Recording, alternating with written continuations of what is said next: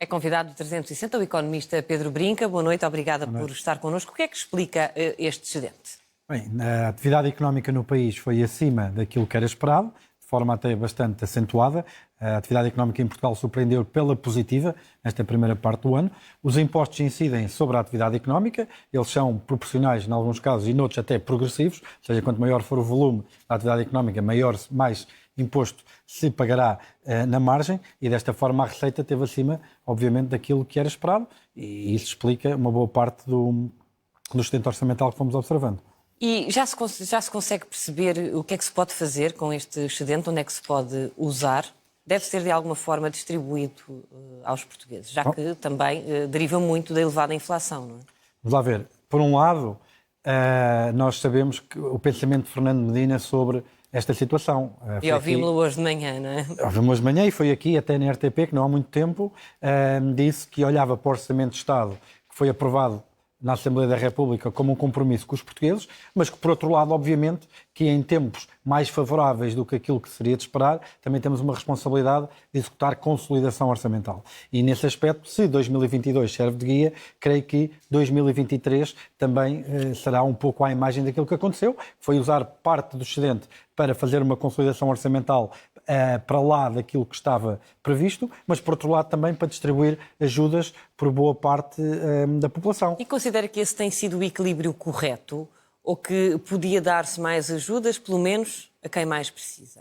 Eu acho que, antes de decidir se em termos de quantidade terá sido correto, é a minha opinião que as ajudas poderiam ser mais direcionadas. Nós tivemos vários exemplos do passado, como a questão do IVA zero, que é uma medida cega, aliás, é uma medida que continua. E que continua, foi estendida, eram 500 milhões que eram estimados até setembro, agora com mais cerca de 150 milhões até dezembro, que era o impacto previsto da medida no Orçamento de Estado. É uma medida que mete mais dinheiro no bolso de quem mais gasta e tem mais capacidade para isso, e mete menos dinheiro no bolso de quem mais precisa.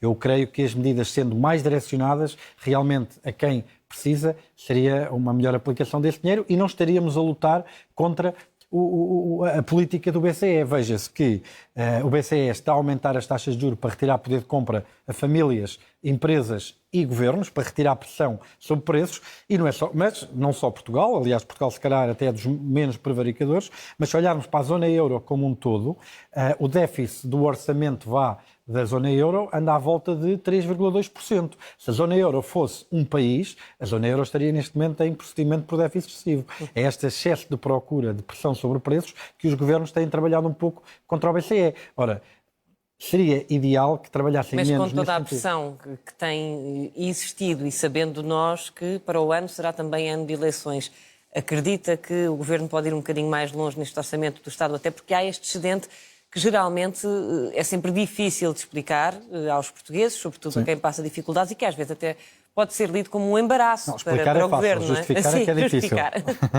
Bem, o Governo tinha previsto, ainda há pouco tempo, no Plano de Estabilidade e Crescimento de 23-27, um déficit de 0,4. Por outro lado, o Conselho das Finanças Públicas ainda agora veio dizer que, se não houverem medidas extraordinárias, íamos ter um superávit de 0,9, positivo, não é? Creio que, alguns no meio, estará a resposta.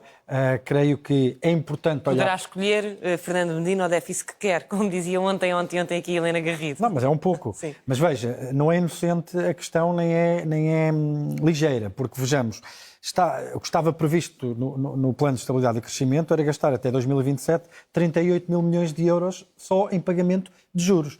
Estes números dizem pouco, as pessoas que lá estão em casa estão desensibilizadas para 1.000 milhões, são números que estão longe da nossa realidade do dia-a-dia, mas são quase 50 aeroportos do Montijo. Estamos a falar de, eventualmente, cerca de 5 ou 6 aeroportos de Alcochete, estamos a falar de quase 2 PRRs.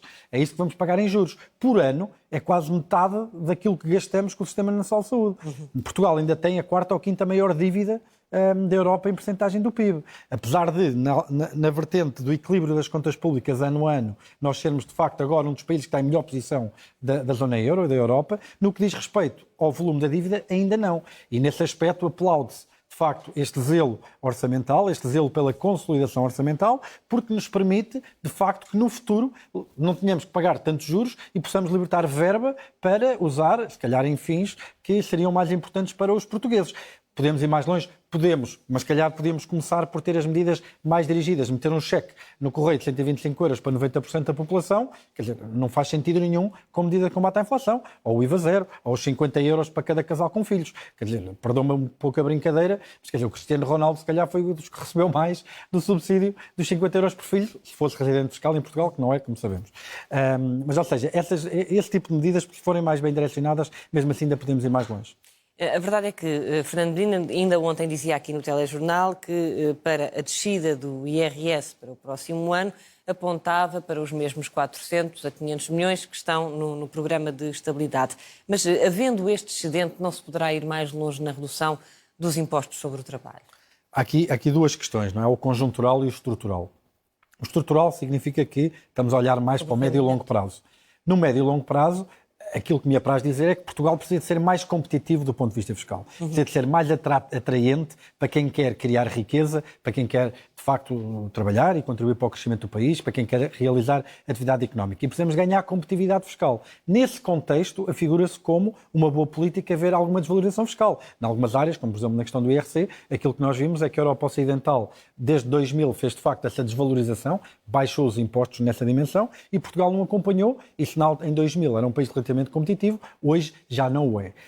Não só no IRS, também no IRS, mas creio que, acima de tudo, é importante, lá está, mais uma vez, ter zelo pela consolidação orçamental e também ter um cuidado muito grande, porque não há nenhuma luta contra a inflação que justifique uma família que não consegue pagar a sua prestação à habitação, ou que não consegue meter comida na mesa, ou que está a passar por alguma situação que não seja digna daquilo que é 2023, do século XXI, essas famílias têm que ser ajudadas. E elas podem ser mais ajudadas se as medidas forem mais bem direcionadas. Mas esse zelo nas contas públicas de que fala terá de durar ainda durante quanto tempo?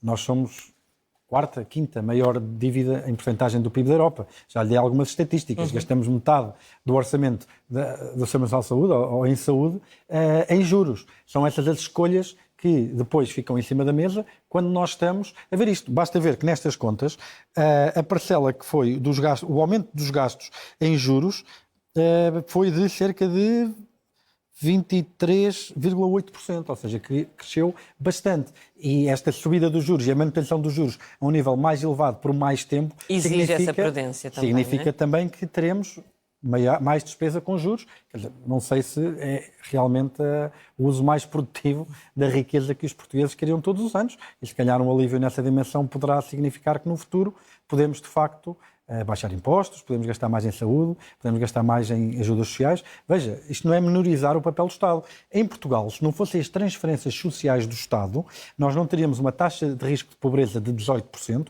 mas uma taxa de risco de pobreza de 42%. Ou seja, Portugal é um país quase metade com desigualdades, Portugal é um país relativamente pobre, é preciso fazer isto, mas, veja-se, é melhor pagar...